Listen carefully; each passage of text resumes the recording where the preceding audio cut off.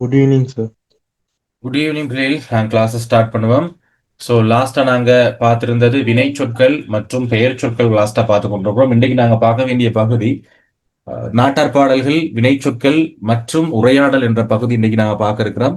So முடிஞ்ச மட்டும் இன்னைக்கு நாங்கள் சார், கிளாஸ்ல நீங்க பார்ப்போம். பேசுறது விட்டு விட்டு விட்டு விட்டு கேக்குதா? மற்ற பிள்ளைகளுக்கு ஒழுங்கா கேக்குதா? கிளியர் ஆகிதா? சவுண்ட் கிளியர் ஆகிதா பிள்ளைகள்?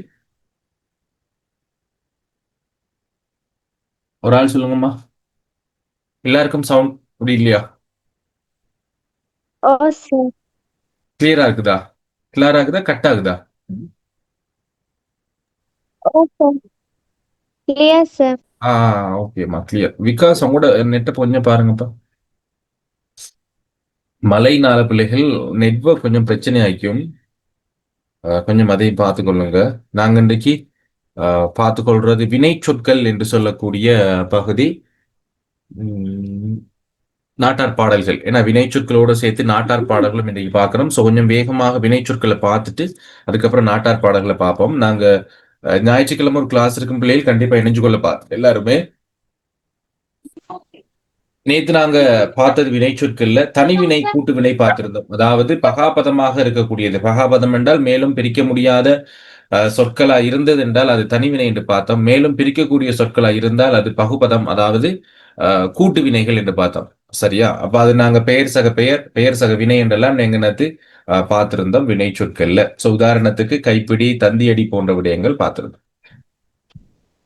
இன்னைக்கு நாங்க பாக்குறது தெரிநிலை வினை காலம் காட்டுதல் அப்படிங்கிறத பார்த்தோம். தெரிநிலை வினை அப்படின்னா வெளிப்படையாக காலத்தை காட்டக்கூடிய ஒன்று அப்படிங்கிறத மட்டும் நீங்க ஞாபகம் வச்சுக்கொள்ளுங்க, வேற ஒன்றும் தேவையில்லை. திணைப்பால் எண்ணிடம் உறவுகளை காட்டக்கூடியது. திணைப்பால் எண் இடம் என்பவற்றை வெளிப்படையாக காட்டணும். ஏன்னா உயர்திணை அகிரிணை தெரியும். திணை பால் வந்து ஐம்பால் இருக்குது. ஆண்பால், பெண்பால், பலர்பால், ஒன்றன்பால், பலவின்பால் ஆகிய ஐம்பால்களை வெளிப்படையாக காட்டணும். எண் ஒருமையா பன்மையா அப்படிங்கிறத காட்டணும். சோ இதெல்லாம் காட்டி காலத்தை வெளிப்படையா காட்டுனுச்சு அப்படின்னா அது தெரிநிலை வினை. காலத்தை வெளிப்படையா காட்டல அப்படின்னா அது குறிப்பு வினை அப்படின்னு சொல்லுவோம். சோ அதான் தெரிநிலை வினை. நீங்க ஒன்றுதான் ஞாபகம் வச்சுக்கணும். காலம் வெளிப்படையா தெரியும். 3 காலங்கள்: இறந்த கால இடைநிலை, நிகழ்கால இடைநிலை, எதிர்கால இடைநிலையை சரியா படிச்சுக்கொண்டீங்கன்னா சார். ஏவல் வினை அப்படிங்கிறத பார்த்திருந்தோம். ஏவல் அப்படிங்கிறது முன்னாடி இருக்கிற ஒருத்தர ஒரு வேலையை செய் மற்றும் செய்யாதே அப்படிங்கிற விஷயத்த சொல்றதான் ஏவல் அப்படிங்கிறது. அது ஏவல் ஒருமை, ஏவல் பன்மை, அடுத்து உடன்பாட்டு ஏவல், எதிர்மறை ஏவல் அப்படிங்கிற 2 விஷயம் பார்த்திருந்தோம். உடன்பாடு அப்படின்னா பாசிட்டிவ் ஃபார்ம், எதிர்மறைனா நெகட்டிவ் ஃபார்ம். கண்டிப்பா அதுல ஒரு வினா வந்து கொண்டே இருக்கு பிள்ளைகள் உங்களுக்கு செய்யறதுக்கு. உதாரணமாக செய், நட, இரு, படு, தூங்கு அப்படிங்கிறது வந்து ஏவல் ஒருமை, உடன்பாட்டு ஏவல் ஒருமைன்னு சொல்லுவோம். உடன்பாடா இருக்குது, பாசிட்டிவாக இருக்கிறது, ஒருமையில இருக்கக்கூடிய ஒருத்தருக்கு சொல்லுவோம். எதிர்மறை ஏவல் ஒருமைனா இது நெகட்டிவா மாறுது. ஒரு விஷயத்த செய்யாதே, ஏன்னா செய்ங்கிறது வினையடி, உடன்பாடு, செய்யாதே எதிர்மறை. செய்ய மாட்டான், செய்யவில்லை. இதுக்கு உதாரணம் பார்த்திருந்தேன். நான் நேற்று பாடம் படித்தேன் என்பது உடன்பாட்டு வினை. நான் நேற்று பாடம் படிக்கவில்லை அப்படிங்கிறது எதிர்மறை வினை, நெகட்டிவ் ஃபார்ம் அப்படிங்கிறத நாங்க சொல்லுவோம். சோ இது விளங்கி இருக்கும்னு நினைக்கிறேன். இது கிளியரா பிள்ளை? உடன்பாட்டு எதிர்மறை இது ஒரு முக்கியமான வினாவா வரும். இது கிளியரா எல்லாருக்கும்? ஓகே. விலங்கலன்னா சொல்லிருங்க. நேத்து கிளாஸ்க்கு வராதவங்க விலங்கலன்னா சொல்லிருங்க, மறக்க பார்ப்போம். அதுக்கு 3 இடைச்சொற்கள் இருக்கிறது பிள்ளைகள், விகுதிகள் இருக்கிறது. இப்ப நான் ஏற்கனவே சொல்லியிருக்கிறேன், ஒவ்வொன்றுக்கும் வினை சொற்கள்ல விகுதிகள் இருந்து கொண்டே இருக்கிறது. எதிர்மறை வினையா இருக்கலாம். எதிர்மறை வினை விகுதி அப்படிங்கிறது இங்க சொல்லப்படுற ஆத், மாட்டு, இல்லை. கல்விகுதிங்கிறது பன்மை விகுதி, பால் காட்டும் விகுதிகள், இப்படின்னு பல விகுதிகள் இருக்கிறது. ஆங்கிலத்துல பயன்படுத்துற நாட் அப்படிங்கிறதுக்கு பதிலா நாங்க பயன்படுத்துறது 3 பயன்படுத்துறோம், ஞாபகம் வச்சுக்கோங்க. ஆத், இல்லை, மாட்டு. ஒரு விடயத்தை செய்யவில்லை அப்படிங்கிறப்ப இல்லைன்னு பயன்படுத்துவோம். செய்யாதே அப்படிங்கிறப்ப ஆத் பயன்படுத்துவோம். செய்ய மாட்டேன் அப்படின்னு பயன்படுத்த மாட் அப்படிங்கிற ஒன்றை பயன்படுத்துவோம். இதைதான் நாங்க 3 விகுதிகள் அப்படின்னு சொல்லி சொல்றோம். இது உடன்பாட்டு ஏவல் பன்மை. ஒருத்தர் நிறைய பேர் இருந்தாங்கன்னா, ஒருத்தர் இருந்தா ஒருமை, ஒன்றுக்கு மேற்பட்டோர்கள் இருந்தாங்க அப்படின்னா அது வந்து பன்மை அப்படிங்கிறத நாங்க பார்க்கலாம். கடப்பாட்டு ஏவல், விருப்பு ஏவல் அது தேவையில்லை. கடப்பாட்டு ஏவல்னா என்ன அப்படின்னா, ஒரு விஷயத்த வந்து நீ கண்டிப்பா செஞ்சு ஆகணுங்கிறது கடப்பாட்டு ஏவல். ஒரு விடயத்தை கண்டிப்பாக நீ செய் என்றால் அது கடப்பாட்டு ஏவல். ஏன்னா அதுக்குள்ளுங்க நட, வா, போ, நடங்கள், வாருங்கள், நடக்காதீர்கள் அப்படின்னு சொன்னா நீ வந்து ஏத்துக்கொள்றியோ ஏத்துக்கொள்ளலையோ நீ கண்டிப்பா அந்த விஷயத்த வந்து செஞ்சு ஆகணும்னா அது கடப்பாட்டு ஏவல். விருப்பு ஏவல் அப்படின்னா நீங்க விரும்புனா அந்த விடயத்தை செய்யலாம், விரும்பலைன்னா அதை செய்ய தேவையில்லை. உதாரணத்துக்கு நீ நாளைக்கு வீட்டுக்கு வரப்பாறேன் அப்படின்னா வாருங்களேன், வரப்பாறேன்னா முடிஞ்சா வாங்க, இல்லைன்னா பரவாயில்லைங்கிற மாதிரி. நாளை நீ வீட்டுக்கு வா அல்லது வாருங்கள் என்றால் கடப்பாட்டு ஏவல். சோ கண்டிப்பா நீங்க வரணும் அப்படின்னு சொல்லி நான் வந்து கட்டளை ஆர்டர் பண்றேன். ஆர்டர்னு சொல்லுவோம். கடப்பாட்டு ஏவல்னா ஆர்டர் பண்றது. ஆனா இது வந்து நாங்க ரிக்யூஸ் பண்றோம். நீங்க வர முடியுமா அப்படின்னு. சோ நாளை வீட்டுக்கு வாவேன் என்று சொல்றது, வாருங்களேன் அப்படின்னு சொல்றது, விருப்பப்பட்டா வாங்க, இல்லைன்னா பரவாயில்ல அப்படின்னு சொல்றதுதான் விருப்பு ஏவல். அடுத்து வியங்கோள் வினை அப்படிங்கிறது என்ன அப்படின்னா, இந்த க விகுதி பெற்று வரக்கூடியது க, இய, இயர் அப்படின்னு சொல்லக்கூடிய அட்டும் என்று சொல்றதல்ல, வாழட்டும். நேற்று ஒருத்தர் கேட்டார்ல, அட்டும் என்று சொல்லக்கூடிய தற்கால பயன்பாடு. அட்டும்ங்கிறது தற்கால பயன்பாடு. இது எல்லாமே வியங்கோள் வினை. பெரும்பாலாக க என்றது வந்து உங்களுக்கு வந்திருக்கும். இது எதற்காக வரும் அப்படின்னா, ஒருத்தரை வெறுப்ப காட்டுறதுக்காக, எதிர்ப்ப காட்டுறதுக்காக, வாழ்த்துறதுக்காக ஒரு சில சந்தர்ப்பங்கள்ல இந்த க என்று சொல்லக்கூடிய ஒரு சொல்ல, ஒரு எழுத்தை போட்டு நாங்க சில வினை சொற்களை சொல்லுவோம். சொல்லுங்கம்மா, எதுவும் கேட்கிறோமா? விகாஸ் சொல்லுங்க. Vikas yes sir. எது கேட்கணுமா? ஹேண்ட் ரைஸ் பண்ணீங்க. ஓம் சார், அந்த கேங்கிற வார்த்தை கங்கிற கேங்கிற இடத்துல சொன்னது கொஞ்சம் புரியல சார். ஓகேப்பா, சொல்றேன். வியங்கோள் வினை அப்படின்னா என்ன அப்படின்னா, உதாரணத்துக்கு இந்த வாழ்க அப்படிங்கிற ஒரு சொல்லுல வாழ் அப்படிங்கிறது வினையடி. வினையடி. இந்த வினை அடியை அடுத்து கங்கிற ஒரு எழுத்து வருது அப்படின்னா அதுதான் வியங்கோள் வினையாக மாறும். வாழ்க, ஒளி, ஒளிக, பெரு, பெருக, கூறு, கூறுக, தரு, தருக. தா என்று வரும். இதனுடைய வினையடி தா என்று வரும். தா கூட்டல் கேட்டா தருக என்று சொல்லி மாறும். சோ தருக. இப்படி வினை அடியோட, ஒரு வினை அடியோட இந்த க அப்படிங்கிற ஒரு எழுத்தை சேர்த்து சொல்றது எல்லாமே வியங்கோள் வினை அப்படின்னு சொல்லுவோம். இந்த கவுக்கு பதிலாக இய பயன்படுத்துவோம். வாலிய, வாழ்க, வாலிய, வாலியர். இப்படியும் பயன்படுத்துவோம். இன்றைக்கு தற்காலத்துல அட்டும் அப்படின்னு பயன்படுத்துறோம். எப்படி? வாழட்டும், ஒளியட்டும். என்ன? எச்சமாக வராது. எச்சமாக வாழ்க, எச்சமாக வராததுமா. எச்சம்ங்கிறது அடுத்து நான் பார்க்க போறோம். சரியா? அது க விகுதி பெற்றது. எங்களுக்கு பெரும்பாலும் இது வியங்கோலுக்குள்ளே யோசிச்சு கொள்ளுங்க. எச்சமா யோசிச்சிடாதீங்க.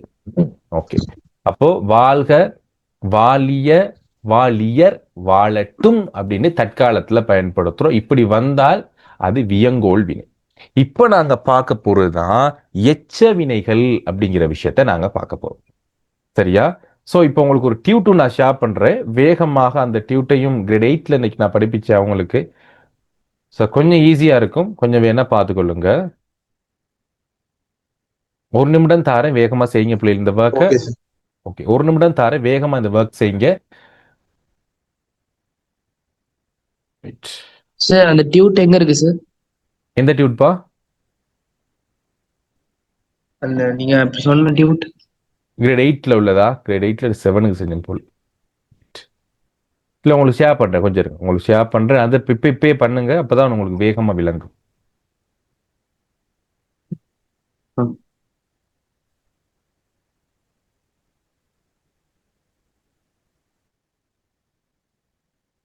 ரைட். இப்போ இங்க உங்களுக்கு கொடுக்கப்பட்டிருக்குது சில வினை சொற்கள், சில வினை முற்றுக்களும் எச்சங்களும் கொடுக்கப்பட்டிருக்குது. சரியா? வினை முற்றுக்கள், எச்சங்கள் கொடுக்கப்பட்டிருக்குது. இதுல ஞாபகம் வச்சுக்கொள்ளுங்க. அ, இ, உ அப்படின்ற எல்லாம் முடிஞ்சிருந்தா அது வினை எச்சம்.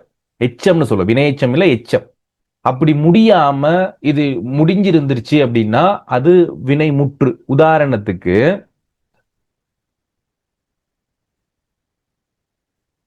வந்தான் அப்படின்னா, உதாரணத்துக்கு கமலன் வந்தான் அப்படின்னா இங்க எங்களுக்கு இந்த வாக்கியம் வந்து முடிஞ்சிருச்சு. சரியா? இந்த வாக்கியம் வந்து எங்களுக்கு இது முடிஞ்சிருச்சு. இப்ப இன்னொரு விஷயமும் இருக்கு, அதுல கடைசியா சொல்லித்தாரேன். கமலன் வந்தான் அப்படின்னா முடிஞ்சிருச்சு. இதே வந்த அப்படிங்கிற சொல்ல நான் எச்சமா போடுறேன் பாருங்க. வந்த அப்படின்னு போட்டேன் அப்படின்னா இந்த வந்த அப்படிங்கிற சொல்லுக்கு பிறகு இன்னும் ஒரு சொல் எஞ்சி இருக்குது. வந்த கமலன் பாடினான், வந்த கமலன் பாடினான் அப்படின்னு சொல்லி நாங்க போடுறோம். ஸோ இங்கே பார்த்தீங்க அப்படின்னா இந்த வா என்று சொல்லக்கூடிய வினை அடியாக பிறந்த அந்த சொல் என்ன செய்யல, முடிவடையாம இன்னும் ஒரு சொல்லை எதிர்பார்த்து நின்றா அது எச்சம்னு சொல்லுவோம். இந்த வந்தான் அப்படிங்கிற ஒரு வினை சொல் இந்த பொருள்ல முற்று பெற்றுச்சு. இதுக்கப்புறம் எதையுமே எங்களால சேர்க்க முடியாது. ஆனால் இங்க என்ன செய்யலாம், வந்தங்கிறதுக்கு பிறகு எதை வேணாலும் சேர்க்கலாம். வந்த கமலன், வந்த நாய், வந்த மாடு என்று சொல்லி எதை வேணாலும் சேர்க்கலாம். அப்படியா இருந்தா அது எச்சம். சுருக்கமா இதே விஷயத்தை தான் கிரேட் 7க்கு சொல்லி கொடுத்தேன். ஸோ மிக வேகமாக எது எச்சம் எது முற்றுன்னு கண்டுபிடிங்க. 2 நிமிடம் தரேன்.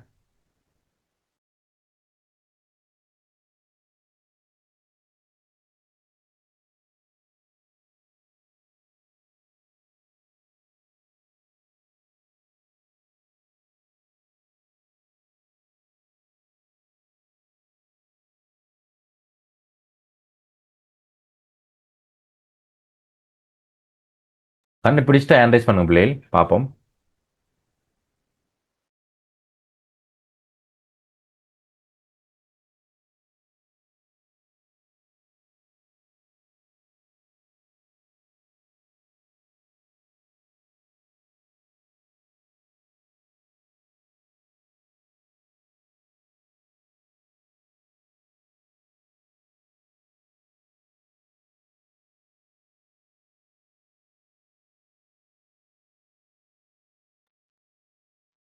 சரி சார்.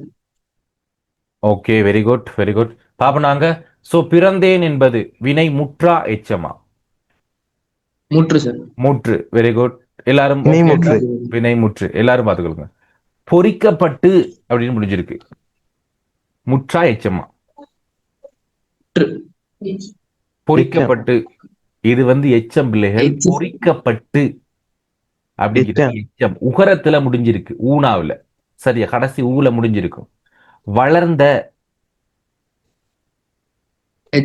எச்சம். குளித்தான், குனிந்தான். முற்று. வினை முற்று. முற்று. செய்து முற்று. எச்சம். பார்த்துக்கொள்ளுங்க, இங்க நல்லா பார்த்துக்கொள்ளுங்க. சார், அது வளர்ந்த முற்று வினை தானே மரம், சார், செய்தி வளர்ந்த மாடு, வளர்ந்த பொறிக்கப்பட்டு அப்படிங்கிறது கடைசியில இன்னொரு சொல்ல எதிர் பொறிக்கப்பட்டு எடுத்தேன் என்ன அப்படின்னு சொல்லி வரும். வளர்ந்த அப்படின்னு சொன்னா இன்னொரு சொல்ல ஏற்றுக்கொள்ளும். குனிந்தான்னா அதுக்கப்புறம் அது இன்னொன்று பிறகு வராது. செய்து முடித்தேன், செய்து காட்டினேன் அப்படின்னு வரும். தெளிவாக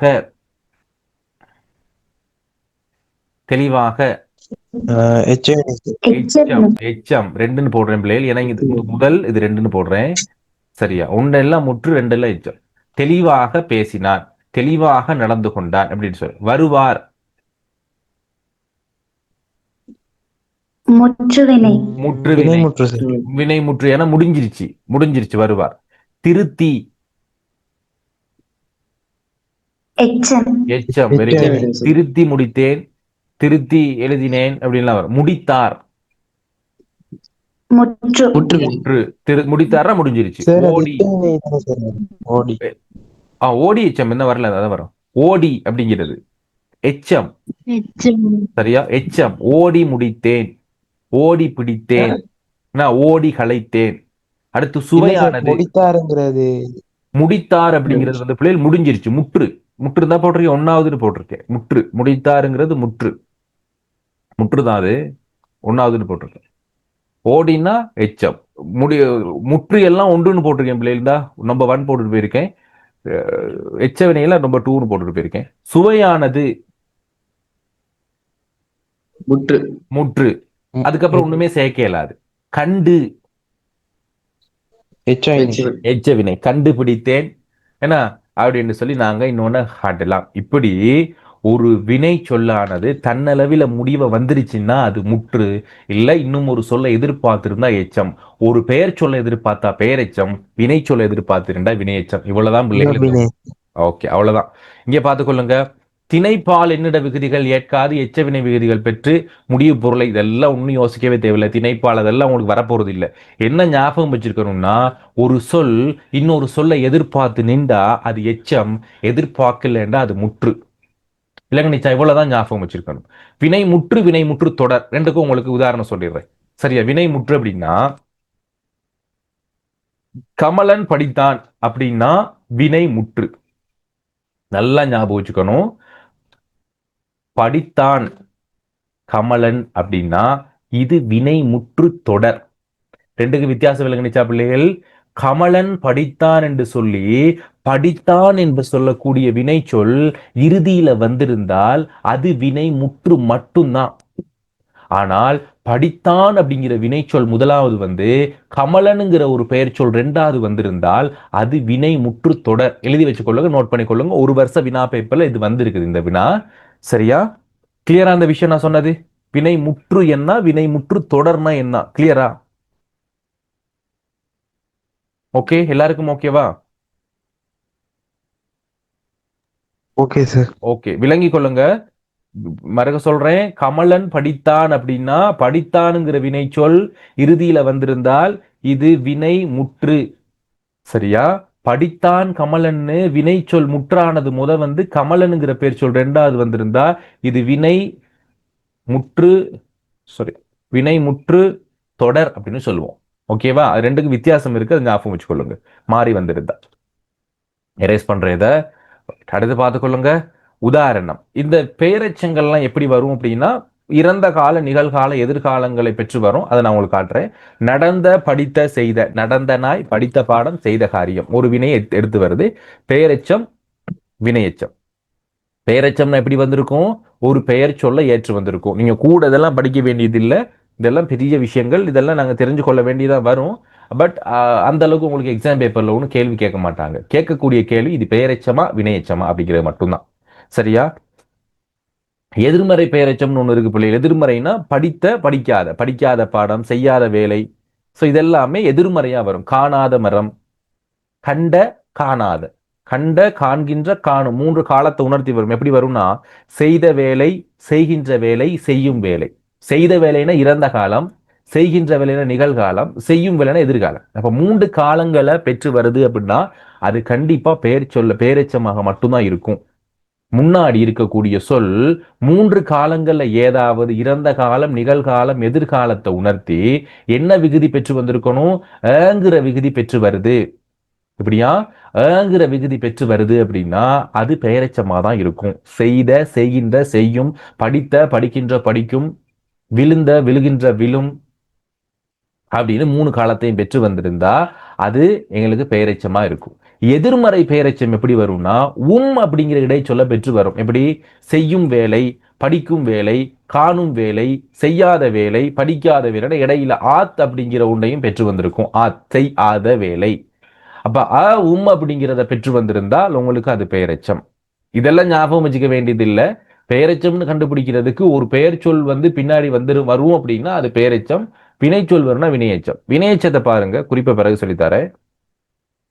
வினையெச்சம் அப்படிங்கிறது இங்க பாத்தீங்கன்னா படித்து முடித்தேன், படிக்க செல்கிறான், படிக்க போவான். அப்போ முடித்தான், செல்கிறான், போவான் என்று சொல்லுகின்ற வினை சொற்களை கொண்டு முடிஞ்சிருக்குது அப்படின்னா அது வினையெச்சம். இந்த ரெண்டு விடயமும் விளங்குனிச்சா பிள்ளைகள்?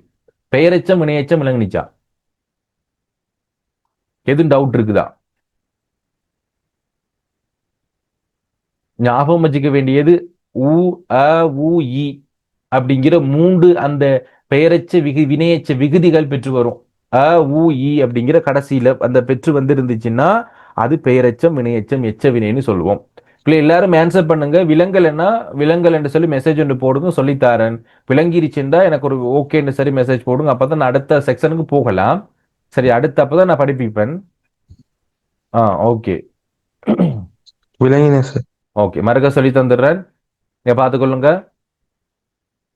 ஒரு எச்ச சொல்லானது ஒரு பெயர் சொல்ல கொண்டு முடியுது அப்படின்னா படித்த, செய்த அப்படிங்கிறதுக்கு அடுத்து வேலை, அல்லது இதை பாருங்களேன், படித்த அப்படிங்கிற ஒரு சொல்லுக்கு அடுத்து பாடம் அப்படிங்கிற ஒரு பெயர் சொல்ல கொண்டு முடிவடைந்தா அது பெயரெச்சம். பெயரெச்சம். சரியா? கீழே வினையெச்சத்தை சொல்லி தந்துடுறேன். போவான், செல்கிறான், முடித்தான் அப்படின்னு சொல்லி ஒரு வினை சொல்ல கொண்டு முடிவடைந்தா அது வினையெச்சம். அவ்வளவுதான் இந்த பெயரெச்சம் வினையெச்சம் அப்படிங்கிற ரெண்டு விடயங்கள். அதுக்கிடையில குறிப்பு வினை அப்படிங்கிற ஒரு விஷயம் இருக்கு பிள்ளைகள். குறிப்பு வினை அப்படின்னா இது வெளிப்படையாக காலத்தை உணர்த்தாம காலத்தை குறிப்பால உணர்த்தும்னு சொல்றாங்க. ஆனால் இது தற்காலத்துல குறிப்பால் காலத்தை உணர்த்தாது. அதனால இதை புரிஞ்சு கொள்வது கொஞ்சம் உங்களுக்கு கஷ்டம்.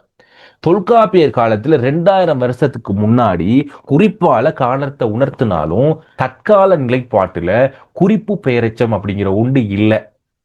இதை நாங்க குறிப்பா பாக்குறது இல்ல. நல்ல மாணவன் அப்படிங்கிறது நாங்க குறிப்பால் பெயரை உணர்த்துங்கிறாங்க.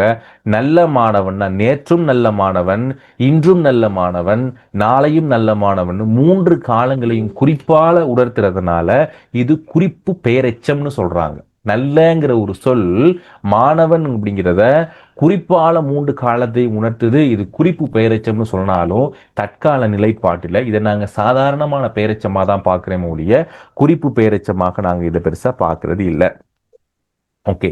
பெரிய பிள்ளை, சிறந்த மாணவன், தேராத பிள்ளை, கெட்ட மாணவன், கெட்ட மனிதன், இது எல்லாமே எங்களுக்கு குறிப்பால காலத்தை உணர்த்தக்கூடிய பெயரெச்சம் வினையெச்சம் அப்படின்னு சொல்லி சொல்றாங்க. இவ்வளவுதான் இந்த பெயரெச்சம். ஒரு குறிப்பு கொடுத்திருக்கிறார். மேலே தரப்பட்டுள்ள வினையெச்ச வாக்கியங்கள் காலத்தை வெளிப்படையாக காட்டினாலும் இங்கு வினையெச்சத்தை அடுத்து வரும் வினை வடிவமே கால இடைநிலை பெற்று வந்திருக்கிறது. முதல் வாக்கியத்தில் படித்து என்ற வினையெச்சம் இத்து என்ற இறந்த கால இடைநிலை பெற்று இறந்த காலத்தை உணர்த்திய போதிலும் 2ஆம் 3ஆம் வாக்கியத்தில் உள்ள படிக்க என்ற வினையெச்சத்தில் இக்கு என்பது இறந்த கால வினைநிலை அல்ல. இறந்த கால இடைநிலை இத்து, இற்று, இட்டு, இன், நேரத்தும் சொல்லிக் கொடுத்த பிள்ளைகள் இன், இது மட்டும்தான் இறந்த கால இடைநிலை. இது இல்லாம இங்க பாருங்க, இத்து படித்து முடித்தான், படிக் அப்படிங்கிறது இக்குங்கிறது கால இடைநிலை இல்லை. ஆகவே இந்த சொல் காலத்தை வெளிப்படையா உணர்த்தாம இதுக்கு அடுத்து வர்ற சொல் தான் காலத்தை வெளிப்படையா உணர்த்தும். இதுதான் நாங்க வினையெச்சம் பெயரெச்சம்னு சொல்றோம். இன்னொரு 5 நிமிடங்கள் பார்த்துட்டு நாட்டார் பாடல்கள் பார்த்துட்டு வந்துடும் பிள்ளைகள். தெர்நிலை வினை பார்த்துட்டோம். தெர்நிலை வினை அப்படின்னா காலத்தை வெளிப்படையா காட்டும். குறிப்பு வினைனா காலத்தை குறிப்பால காட்டும். அவ்வளவுதான், வேற ஒன்றும் இல்லை. எதிர்மறை வினை இதையும் பார்த்துட்டோம். எதிர்மறை விடை உடன்பாட்டு வினை பார்த்தோம். அதாவது ஒரு வினை நிகழாமையை குறிக்கின்ற வினைகள் எதிர்மறை வினை. மறுகையும் சொல்லித்தார. இதுல 2 புள்ளிகள் நாங்க எடுத்துக்கொள்ள வேண்டி இருக்குது. எதிர்மறை உடன்பாடுன்னு விட்டுட்டு வந்துடக்கூடாது. பார்த்துக்கொள்ளுங்க. கவிஞர் அழகிய கவிதைகளை இயற்றவில்லை அப்படின்னா இது எதிர்மறை. இது அப்படியே உடன்பாடா மாத்திரன்னு எப்படி செய்யலாம்? உடன்பாடா எப்படி சொல்லலாம்? வேகமா சொல்லுங்க.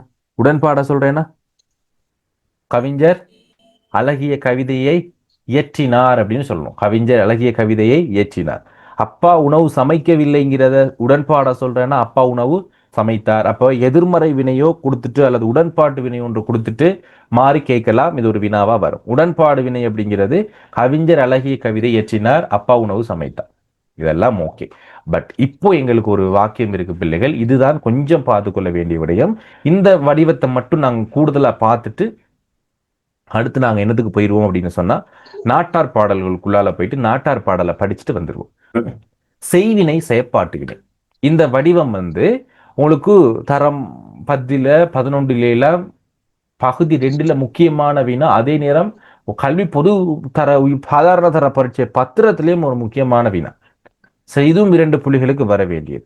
இப்போ உங்களுக்கு 2ஆம் வேற்றுமை உருபு தெரியுமா பிள்ளைகள்? யாருக்கெல்லாம் தெரியும் 2ஆம் வேற்றுமை உருபு? வேகமா சொல்லணும், பதில் சொல்லணும் பிள்ளைகள், கொஞ்சம் அப்பதான் விளங்கும். 2ஆம் வேற்றுமை உருபு ஐ. Very good. 2ஆம் வேற்றுமை உருபு ஐ எங்களுக்கு தெரியும். 3ஆம் வேற்றுமை உருபு பிள்ளைகள் ஆல். ஓகே, மத்ததெல்லாம் தேவையில்ல, ஆள் மட்டும் இருந்தா போதும். 2ஆம் வேற்றுமையினுடைய பொருள், அதனுடைய பெயர் என்னன்னு சொல்லுவோம். என்ன வேற்றுமை இது?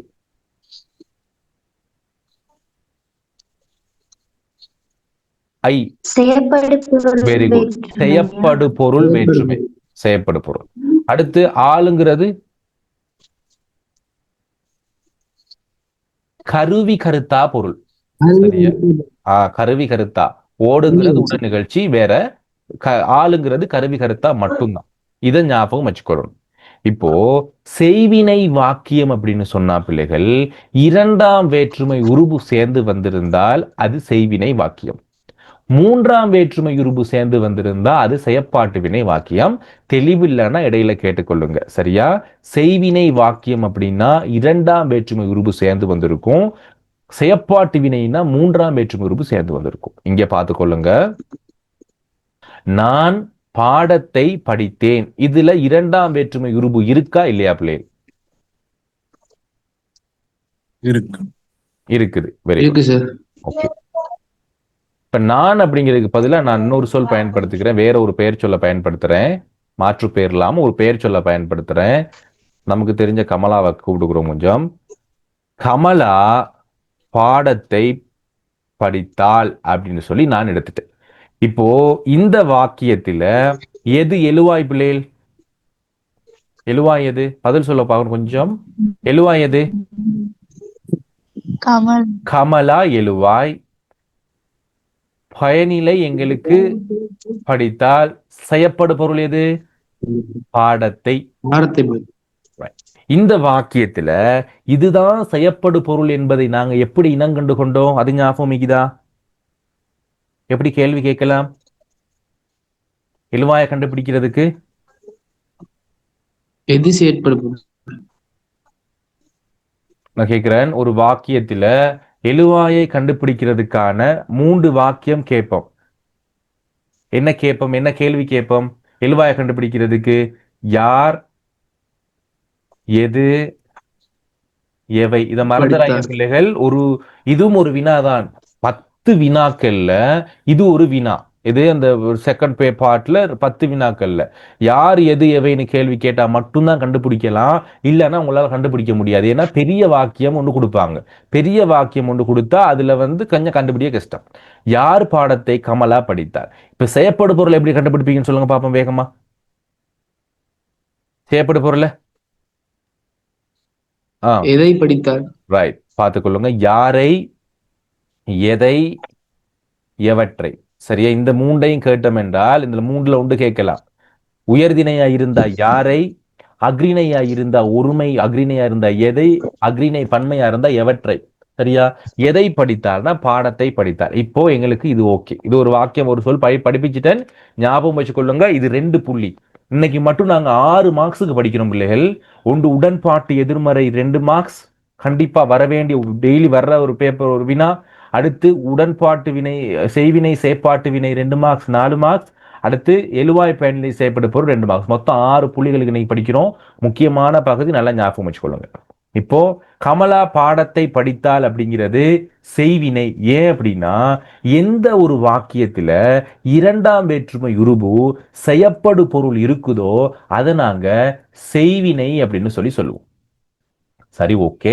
செய்வினை ஒண்ணு கொடுத்துட்டு அதை செயற்பாட்டு வினையா மாத்த சொல்லுவாங்க. எப்படி மாத்தலாம்னா, முதலாம் வாக்கியத்தில் செயற்படு பொருளாக இருந்த இந்த பாடத்தை என்பதை பாடம் என மாத்தணும். இரண்டாம் வேற்றுமை உருபு ஐய நீக்கிட்டோம் அப்படின்னா பாடம் அப்படின்னு சொல்லி வரும். நல்லா ஞாபகம் வச்சுக்கொள்ளுங்க, பாடம். மேல முதலாம் வாக்கியத்தில் கமலா என்று இருந்த எழுவாயை இங்க என்னவாக மாற்ற வேண்டும்?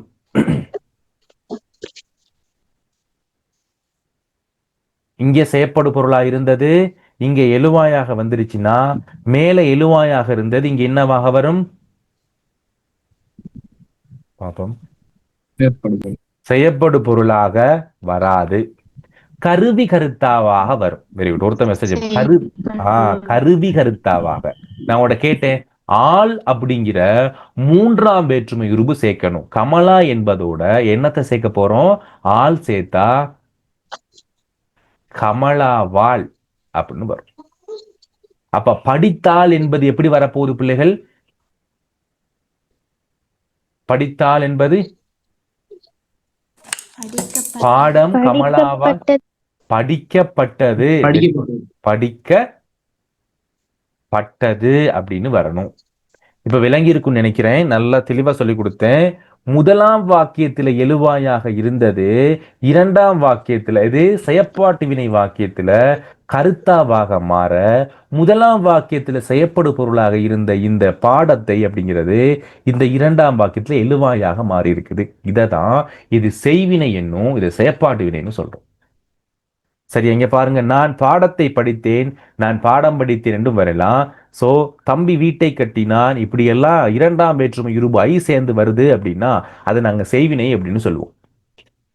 இதுக்கான நிறைய வினைகள் கொடுத்திருக்கிற செய்வினை.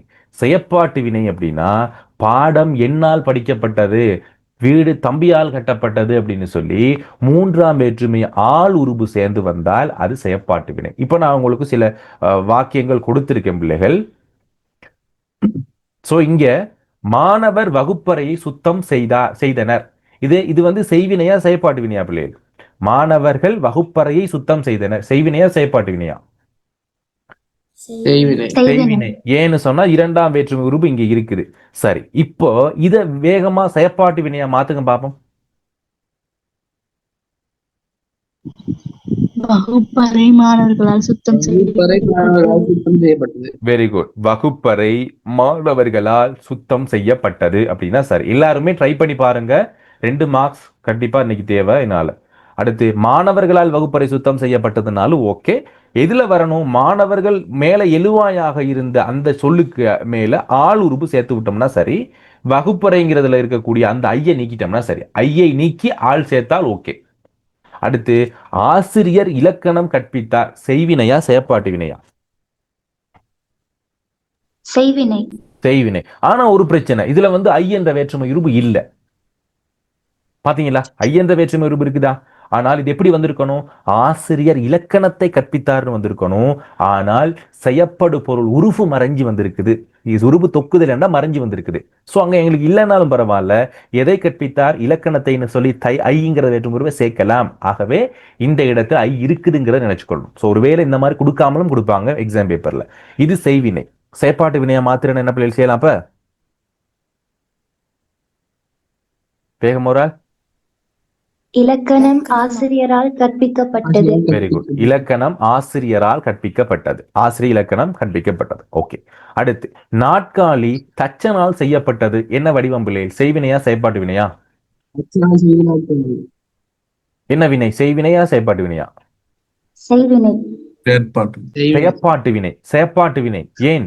ஆளுங்கிற உருபு இங்க வந்திருந்தா நான் சொன்னேன் செயற்பாட்டு வினை. இதை செய்வினையா மாத்தணும். என்ன செய்யலாம்? இப்ப தச்சன் செய்த நாட்காலி இல்ல, தச்சன் நாற்காலியை செய்தான். அவ்வளவுதான். தச்சன் நாற்காலியை செய்தான். நாற்காலியை தச்சன் எப்படி போனாலும் பரவாயில்ல. இப்ப இங்க இருக்கிற நாற்காலி அப்படிங்கிறதுக்கு என்ன சேர்த்திருக்கணும்? இரண்டாம் வேற்றுமை இருபும் தச்சனுங்கிறதுல ஆளை நீக்கிட்டோம்னா சரி. அதை அப்படியே மாத்தி செய்யணும். அடுத்து பார்த்துக்கொள்ளுங்க. குயில் பாட்டு பாரதியால் எழுதப்பட்டது. செய்வினையா செயற்பாட்டு வினையா? செயற்பாட்டு வினை. செய்வினையா மாத்துங்க பாப்போம். பாரதியார் குயில் பாட்டு எழுதினார். Very good. அவ்வளவுதான். பாரதி குயில் பாட்டை எழுதினார். பாரதி குயில் பாட்டை எழுதினார். குயில் பாட்டை பாரதி எழுதினார். அவ்வளவுதான். ரைட். இப்போ விளங்கி இருக்குன்னு நினைக்கிறேன் பிள்ளைகள். செய்வினை செயற்பாட்டு வினை கிளியரா எல்லாருக்கும்? முடிஞ்ச மட்டும் சொல்லி பார்த்துக்கொண்டா ஈஸி ஆயிக்கும். ஓகே, எல்லாருக்கும் கிளியரான்னு சொல்லுங்க. ஏன்னா இன்னைக்கு 6 புள்ளிகளுக்கு படிச்சிருக்கோம் பிள்ளைகள். முக்கியமான பகுதி பெயர்ச்சொல் வினைச்சொல்.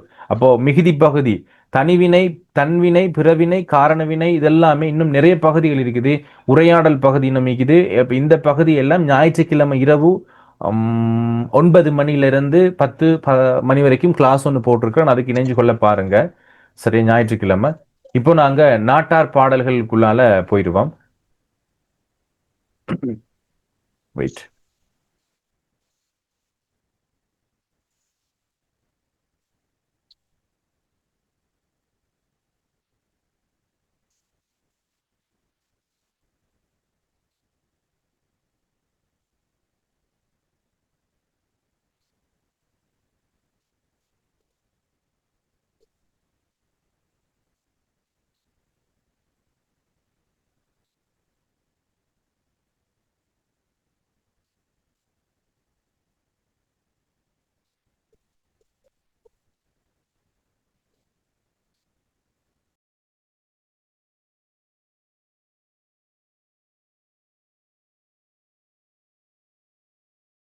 இதுல கேட்டிருக்கேன் இன்புற்றெனம் எம் நெஞ்சே அப்படின்னு தான் அந்த பாடல் வரும். ஸோ இதுல இன்புற்றெனம்ங்கிறது என் நெஞ்சே அப்படிங்கிறப்ப தன்மையில தான் இன்புற்றனேம் அப்படிங்கிறது தன்மையில வரக்கூடிய ஒன்று, படற்கையாக வர்றதுக்கு வாய்ப்பு இல்லை.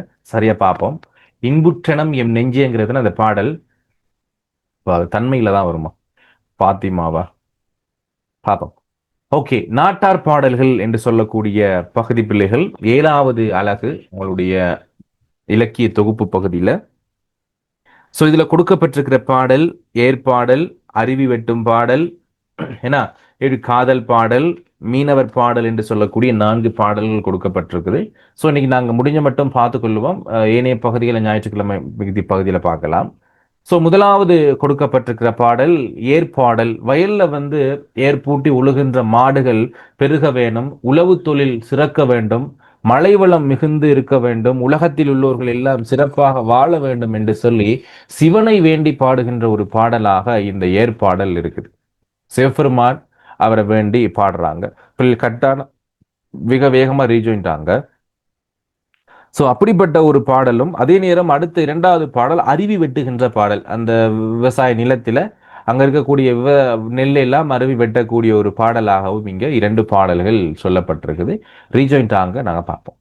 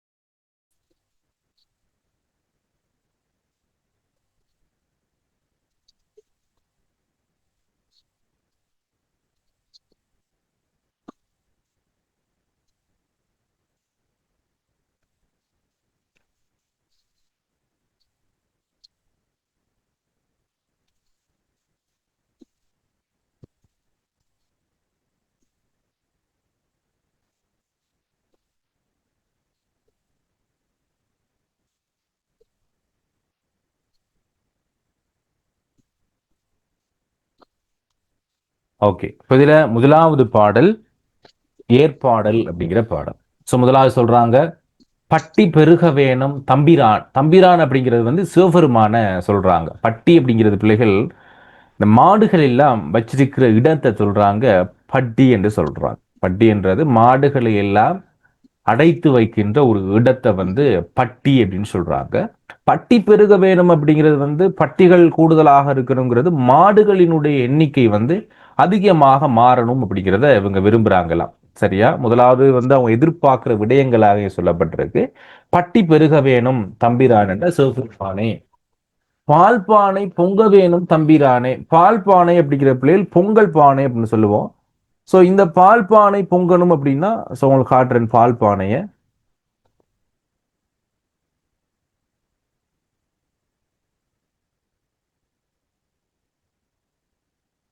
வெயிட்.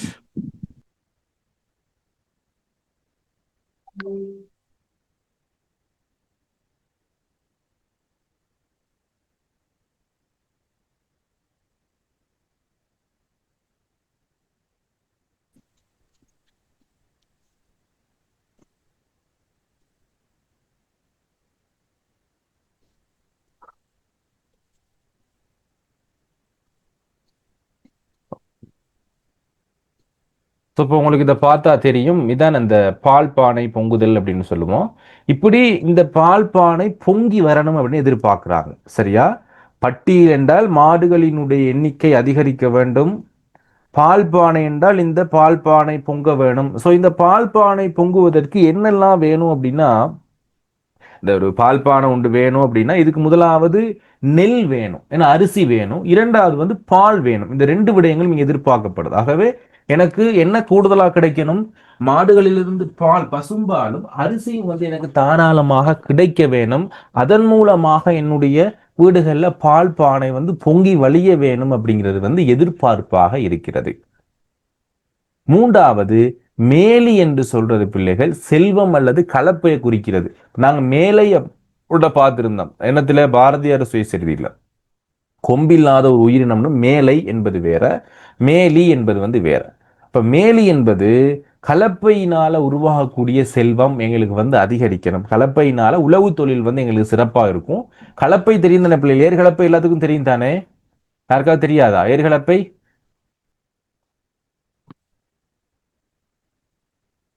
தெரியும் சார், வயல்ல உழுவுறதுக்கு யூஸ் பண்றது. ஏர்கலப்பை பெரும்பாலும் பார்த்துருப்பீங்க. வயல்ல உழுவுறதுக்கு யூஸ் பண்ற ஒரு உபகரணம் ஏன்னா ஏர்கலப்பைங்கிறது. ஸோ அந்த ஏர்கலப்பையினால இதான் பிள்ளைகள் ஏர்கலப்பை. இந்த ஏர்கலப்பையினால உண்டாகக்கூடிய செல்வம் வந்து எங்களுக்கு அதிகரிக்க வேணும். ஏன்னா ஏர்கலப்பையினால உண்டாகக்கூடிய செல்வம் எங்களுக்கு அதிகரிக்கணும். மேதினியோர் என்று சொல்றது யாரு பிள்ளைகள்? மேதினியோர் மேதினியோர் உலகத்தில் உள்ளோர்கள் எல்லாம். மேதி என்றால் உலகத்தில் உள்ளோர்னு சொல்றாங்க. மேதினியோர் என்றால் உலகத்தில் உள்ளோர்கள் எல்லாம் சிறப்பாக வாழ வேண்டும், பூமியில உள்ளவர்கள் எல்லாம் குறைவில்லாம நல்லா வாழணும் அப்படின்னு எதிர்பார்க்கிறாங்க. நாடு தலைக்க வேணும் தம்பிரானே. நாங்க வாழ்ற இலங்கை நாடா இருக்கட்டும் அல்லது எந்த நாடுமே தலைக்க வேணும் என்ற சிறப்பாக இருக்க வேணும் சிவபெருமானே. தம்பிரானே என்றா சிவபெருமானே. நல்ல மழை பெய்ய வேணும் தம்பிரானே. ஏனென்றால் அவங்க விவசாய நிலம் வச்சிருக்கிறதுனால நல்ல மழை வேணும் அப்படிங்கிறத விரும்புறாங்க. நல்ல மழை வேணும் எனக்கு சிவபெருமானே அப்படின்னு சொல்றாங்க. ஏர் தலைக்க வேணும் அப்படின்னா ஏர் தொழிலால இருக்கக்கூடிய ஏர் பூட்டி செய்கின்ற இந்த உழவு தொழில் வளர்ச்சி காண வேண்டும். ஏர் தொழிலால செய்யக்கூடிய இந்த உழவு தொழில் என்ன செஞ்சிருக்கணும்? எங்களுக்கு வந்து வளர்ச்சியாக இருக்கணும், கூடுதலான செல்வங்கள் எனக்கு கொடுக்கணும்.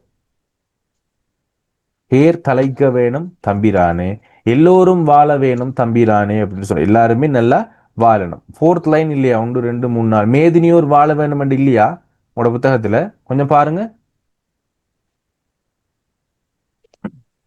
ஓகே, இருக்கு பிள்ளைகள். அந்த புத்தகத்துல வேற இதுல இருக்கு. நான் நினைக்கிற பழைய புக்ஸ்ல இருக்காதா இருக்கும்.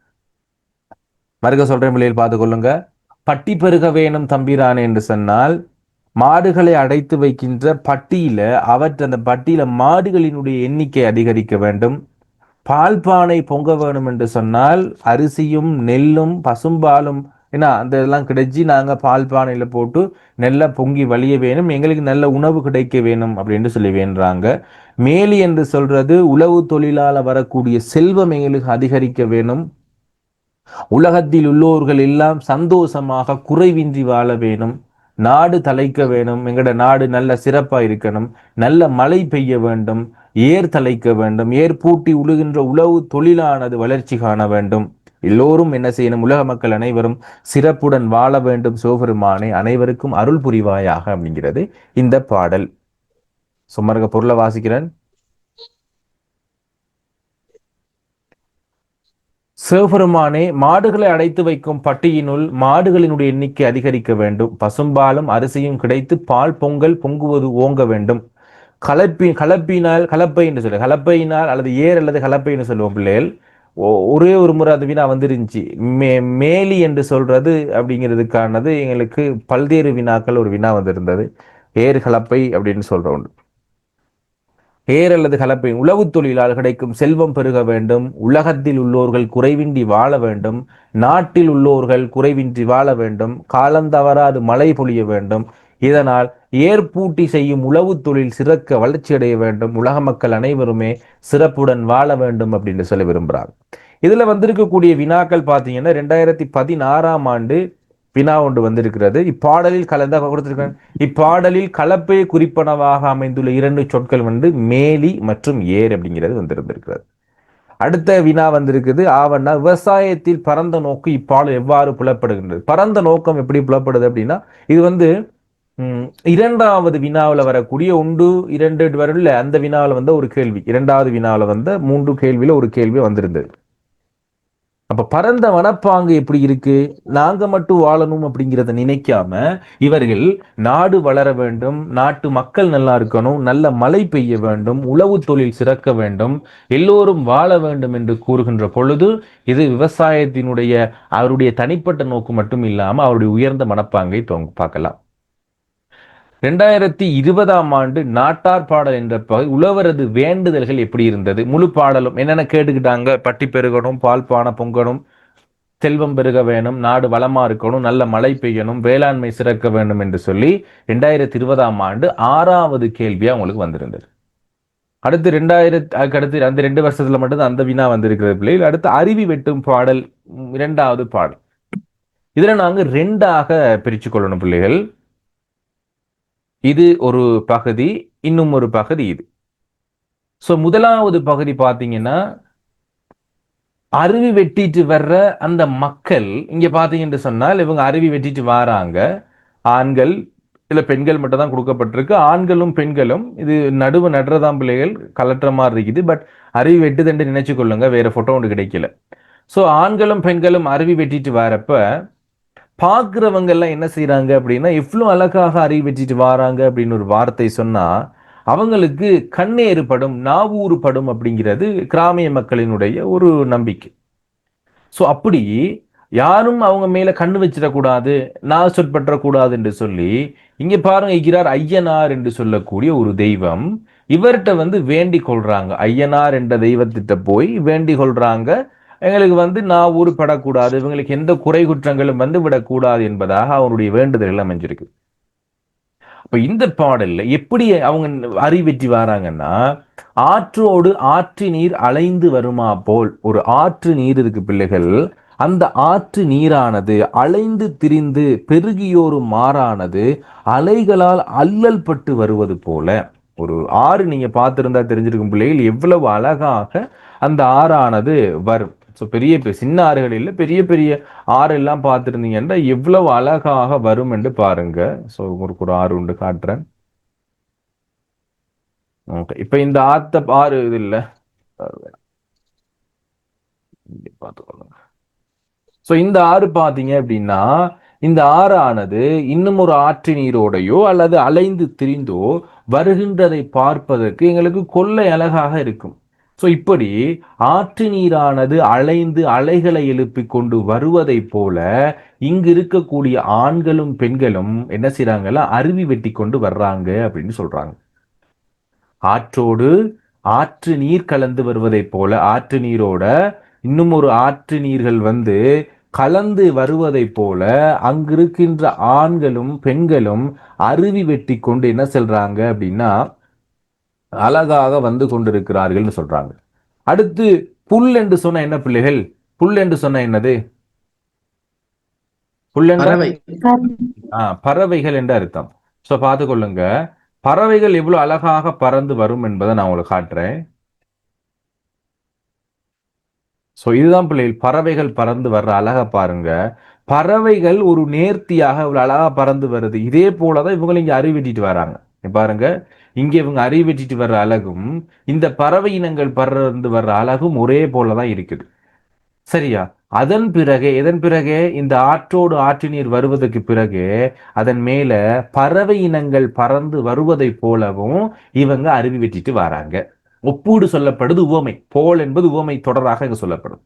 ஆற்றோடு ஆற்று நீர் அலைந்து வருவதை போலவும் அதற்கு பிறகு பறவை இனங்கள் புல்லும் தொடர்ந்து வருவதை போலவும் சேற்றோடு வெள்ளம் தெளிந்து வருவதை போலவும். இப்போ ஒரு நதி படுக்கை இருக்கு பிள்ளைகள், அந்த நதி படுக்கையில சேரும் நல்ல நீரும் கலந்துதான் வரும்.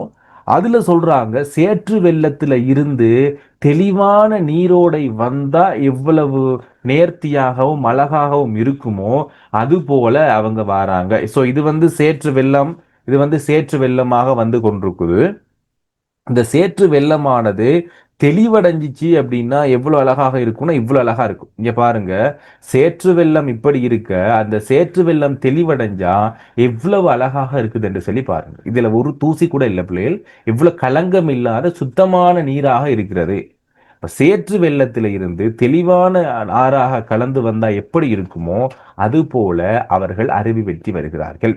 சேற்றோடு வெள்ளம் தெளிந்து வருவதை போல. நாரை பார்த்திருக்கீங்களா பிள்ளைகள்? யாரெல்லாம் நாரை பார்த்திருக்கீங்க? நாரைகள் பார்த்திருக்கீங்களா? இப்ப உங்களுக்கு நாரையை காட்டுறேன். இதுதான் பிள்ளைகள் நாரை. கொக்கு போன்ற ஒரு அமைப்பு நாரைன்னு சொல்லுவோம். கொக்கு முழுவதுமாக வெள்ளையா இருக்கும். நாரை அதனுடைய உள்பகுதி வெள்ளையாகவும் மேற்புறம் காகம் போன்ற அமைப்பு கருப்பு நிறத்துல இருக்கும். பட் கால்கள் சிவந்த நிறத்துல இருக்கும். இப்போ அவங்க சொல்றாங்க, செங்கால் நாரையினம் மேய்ந்து வருவதைப் போல சிவந்த கால்களை உடைய நாரையானது இறை பொறுக்கி கொண்டு மேய்ந்து வர்றது மாதிரி அவங்க அறிவிச்சாங்க. விளங்குதா? செங்கால் சிவந்த கால்களை உடைய நாரையானது அது தன்னுடைய இறை தேடி மேய்ந்து வருவதை போல வெற்றாங்க அப்படின்னு சொல்றாங்க. ஆற்றோட ஆத்து நீர் கலந்து வர்றது போலவும், அதுக்கு பிறகு பறவை இனங்கள் எல்லாம் பறந்து வர்றது போலவும், சேற்றில் இருக்கக்கூடிய வெள்ளமான தெளிவான நீரோடைய வர்றது போலவும், சிவந்த கால்களை உடைய நாரை இனங்கள் மேய்ந்து வருவதைப் போலவும், சினந்தருவி வெட்டும் இளந்தாரி மாறை வேகமாக, ஏன்னா சினந்தருவி அப்படிங்கிறது இங்க சினம் அப்படிங்கிறது வேகம்ங்கிறத வந்திருக்கு. சினந்தருவிங்கிறது வேகமாக எங்களுக்கு அந்த அருவியை வெட்டி கொண்டு வர்ற இளைஞர்களை கண்ணூறு படாமல் காரும் ஐயனாரை. காரும் என்றால் பாதுகாப்பாயாக ஐயனார். கிளியரா பிள்ளைகள்? இந்த வரி இதுவரைக்கும் கிளியரா எல்லாருக்கும்? எல்லாருக்கும் ஓகே ஓகேவா? சார். Yes sir. எல்லாருக்கும் மறக்க சொல்லிடுறேன். ஆத்து நீரோட ஆத்து நீர் கலந்து வர்றது அல்லல் பட்டு வர்ற மாதிரி எப்படி வெட்டி வராங்க. ரெண்டாவது, அதன் பிறகு பறவீனங்கள் பறந்து வர்ற மாதிரி அறை வெட்டிட்டு வராங்க. சிவந்த கால்களையுடைய, ஏன்னா அடுத்து சேற்றோடு வெள்ளமானது கலந்து தெளிவடைஞ்சு வந்தா எப்படி இருக்கும் அது போல கலந்து வராங்க. சிவந்த கால்களையுடைய நாரை நாம் மேய்ந்து இறை தேடி வருவதை போல வர்றாங்க. வேகமாக அறை வெட்டுகின்றவர்களுக்கு எந்த கண்ணூரும் படக்கூடாது. இரண்டாவது பாடல் என்னத்தை சொல்லுது அப்படின்னா பிள்ளைகள் பாருங்க, என்னது சொல்றேன். மட்டுருக்கு ஆளை அருவாளும் அடித்து. மட்டு உருக்குங்கிறது பிள்ளைகள் ஒரு வகை உருக்கு வகை. மட்டுருக்கு அப்படிங்கிறது அந்த உருக்கு வகைகள். அப்ப இரும்புல ஒரு வகைன்னு வச்சுக்கொள்ளுங்களே. மட்டு உருக்கு அப்படிங்கிறது ஒரு வகை இரும்பு வகை. இப்ப ஈயம் செப்பு தாதுகள் இருக்கு இல்ல, ஸோ அதுல ஒரு வகை உருக்கு தான் இந்த மட்டுருக்கு அப்படின்னு சொல்ற உருக்கு வகை. ஸோ பெரும்பாலாக என்ன செய்வாங்க அப்படின்னா பிள்ளைகள் கத்தி கோடலி அதெல்லாம் செய்யறது வந்து உருக்கு என்று சொல்லக்கூடிய ஒரு வகை உலோகத்தில். இரும்புல செய்ய மாட்டாங்க, உருக்கு என்று சொல்ற உலோகத்துல செய்வாங்க. அப்போதான் அந்த கத்தி வந்து ரொம்ப பதமாக இருக்கும். அப்போ என்ன உருக்கு எடுத்திருக்கிறாங்க? மட்டுருக்கு அப்படிங்கிற உருக்கின் ஒரு வகைப்பட்ட மட்டு உருக்குனால மட்டு உருக்கில் அறிவாலும் அடித்து. மட்டுருக்கு ஆலை, முதலாவது ஆலையில என்ன செய்யறாங்கன்னு சொன்னா இந்த உருக்க வந்து உருக்குறாங்க. ஆலைகள் பார்த்திருப்பீங்க நினைக்கிறேன் பிள்ளைகள், இரும்பு ஆலைகள். யாரும் பார்த்திருக்கீங்களா இரும்பு ஆலைகள்? போன்ல சரி பார்த்திருக்கீங்களா? அந்த நேர்ல போய் பாத்துருக்கேன். நேர்லயே பார்த்திருக்கீங்க இரும்பு ஆலைகள். இப்படிதான் அந்த இரும்பு ஆலைகள்லாம் இருக்கும். இரும்பெல்லாம் உருக்கி எடுக்கிற இடம் இரும்பு ஆலை. இந்த ஆலையில சொல்றாங்க. அப்ப அந்த உருக்க ஆலையில உருக்கி ரெண்டாவது வந்து மடிக்கிறாங்க. எங்க மடிப்பாங்க பிள்ளைகள்? எங்க அது பண்ணுவாங்க? பட்டறைன்னு கேள்விப்பட்டிருக்கீங்க? பட்டளை, பட்டளை கேள்விப்பட்டிருக்கீங்களா? கொல்லன் பட்டறைன்னு சொல்றது. கொல்லன் உலை, கொல்லன் பட்டறை உங்களை காட்டுறேன் பிள்ளைகள். சோ ஒரு சில பார்த்திருக்க வாய்ப்புகள் குறைவு. ஓகே, இந்த பாருங்க, தான் கொல்லன் பட்டறை என்று சொல்ல. சோ கடைசி விஜயோட படத்துல கூட வந்திருக்கு. தான் பட்டளை. சோ இந்த பட்டளையில் என்ன செய்யறாங்கன்னா உருக்கப்பட்டு கொண்டு வந்த இந்த ஆலை, அந்த ஆலையில உருக்கப்பட்டு வந்த உருக்கு எடுத்து இவ்வாறாக அறிவால் வடிவத்துல இதை மடிச்சு வெட்டி எடுப்பாங்க. அடித்து அடித்து அடித்து அதனை அறிவால் வடிவத்துக்கு அதை வந்து எடுப்பாங்க. எதுல ஹீட் பண்ணி எடுப்பாங்க? இந்த கொல்லன் உலைகளத்துல இருக்கக்கூடிய இந்த உலையில அந்த உருக்க மருக வச்சு, ஏன்னா உருக்க வச்சு மருக ஹீட் பண்ணிட்டு, ஹீட் பண்ண அந்த இரும்பு உருக்க வந்து இப்படி அடிச்சு அடிச்சு அடிச்சு தனக்கு ஏற்ற வகையில் அதை மடித்து எடுப்பார்கள். முடிஞ்ச மட்டும் விளங்கப்படுத்தின பிள்ளைகள் சொல்றேன் பாத்திமா. முடிஞ்ச மட்டும் விளங்கப்படுத்த விளங்கி கொள்ள பாருங்க. எது டவுட்னா கேளுங்க. ஸோ இப்படியாக மட்டு உருக்கு என்று சொல்லக்கூடிய உருக்கினை ஆலையில போட்டு உருக்கி அதனை கொல்லன் பட்டறையில் அறிவாளாக மடித்து. இந்த விடயம் விளங்கிச்சா பிள்ளைகள்? இந்த விடயம் மட்டுருக்குங்கிறது ஒரு வகை உருக்கு வகை. அதை ஆலையில உருக்கி கொல்லன் பட்டறைக்கு கொண்டு வந்து அதனை அறிவால் என்று சொல்ற இந்த சேப்பாக மடிச்சு எடுப்பாங்க, வெட்டி எடுப்பாங்க. இந்த விடயம் எல்லாருக்கும் கிளியரா? ஹேண்ட்ரைஸ் பண்ணுங்க பாப்போம் கொஞ்சம் வேகமா. கிளியரா? ஓகே, அடுத்து சொல்றாங்க பாருங்க. மாவிலங்கன் பிடி சீவி இருக்கு. இதான் பிள்ளைகள் மாவிலங்கன் மரம். இதான் மாவிலங்கன் மரம். இந்த மாவிலங்கன் மரத்துல பிடிகளை சீவி இந்த இந்த அறிவாளுக்கு இருக்கிறாங்க. இந்த பாருங்க இருக்கிறாங்க. அறிவால் சம்பந்தமான ஒரு விஷயம் தான் இங்க சொல்லப்பட்டிருக்கு பிள்ளைகள். முதலாவது, இந்த அறிவாளினுடைய மேல் பகுதி என்னத்தால செஞ்சிருக்கிறாங்கன்னா ஆலையில இருந்து உருக்கி எடுக்கப்பட்ட மட்டுருக்கு என்று சொல்லக்கூடிய உருக்குல கொல்லன்பற்றை கொண்டு வந்து அரிவாள் என்று சொல்லக்கூடிய பகுதியாக வெட்டி இதை வந்து ஒரு செஞ்சிருக்கிறாங்க. பிடி என்னத்துல செஞ்சிருக்காங்கண்டா மாவிலங்கன் மரத்தால செய்யப்பட்ட பிடி சீவி இருக்கி வெட்டுகின்ற பிடியை சிறக்கவே போட்டு இங்க பாருங்க. இந்த வெட்டுற பிடியை வந்து எவ்வளவு கிளியரா எவ்வளவு அழகா போட்டிருக்காங்கன்னு மட்டும் பாருங்க, எவ்வளவு பொலிசா இருக்குது. ஸோ இப்படி இல்லை அப்படின்னு சொன்னால் இந்த அரிவாள் என்ன செஞ்சும் என்று சொன்னா பிள்ளைகள் எங்கட கைகளை வந்து கிழிச்சு கொண்டு போகும். ஏன்னா இந்த அரிவாள் என்ன செய்யும், எங்கட கைகளை கிழிச்சு கொண்டு போறதுக்கு வாய்ப்புகள் இருக்கு. ஒரு சில சின்ன சின்ன சிலாம்புகள் எதுவும் இருந்துச்சுன்றால் கைகளை கிழிச்சு கொண்டு போகும், அவங்களால சரியாக வேலை செய்ய முடியாது. ஸோ ரியலான ஒரு அரிவாள் உங்களுக்கு காட்டுறேன். Okay, wait.